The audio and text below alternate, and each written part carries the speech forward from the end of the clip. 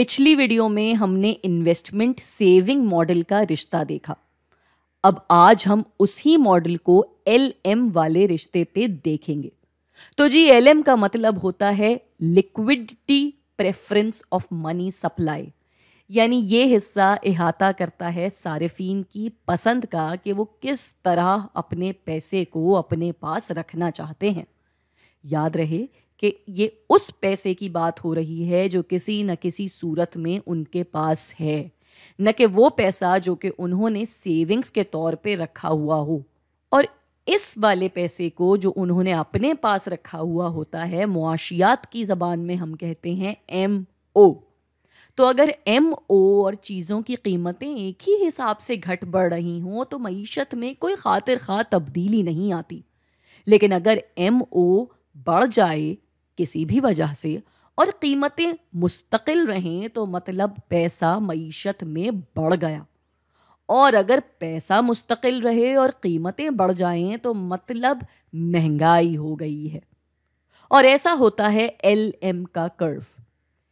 इसमें अगर किसी भी वजह से पैसे की फराहमी बढ़ जाए, जैसे मिसाल के तौर पे स्टेट बैंक ने और नोट छाप दिए, तब क्या होगा? तब LM का कर्व आ जाएगा नीचे और GDP चली जाएगी ऊपर। अब जब हम पैसे की बात कर रहे हैं तो आज ये भी समझ लेते हैं कि ये जो हम अपने मुल्क में हर वक्त सुनते रहते हैं कि जी फलां मुल्क की करेंसी ऊपर चली गई, फलां मुल्क की करेंसी नीचे गिर गई, आज हम समझते हैं कि इस बात का मतलब क्या होता है।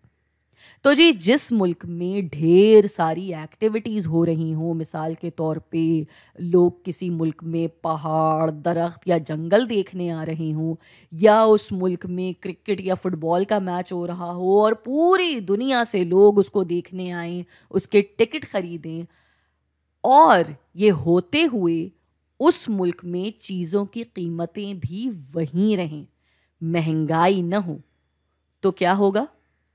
बाहर से लोग आएंगे, उस मुल्क में खर्चा करेंगे, या उस मुल्क के मकामी लोग ही मुख्तलिफ चीज़ों पे पैसा लगाएंगे, कारोबार बढ़ेंगे और लोगों के पास पैसा और बढ़ेगा। अब इससे क्या होगा? उस मुल्क के लोगों की कुव्वते खरीद व फरोख्त बढ़ जाएगी और यूं इस करेंसी की अहमियत दुनिया के बाजार में बढ़ जाएगी। और उलट होगा उलट सूरत हाल में।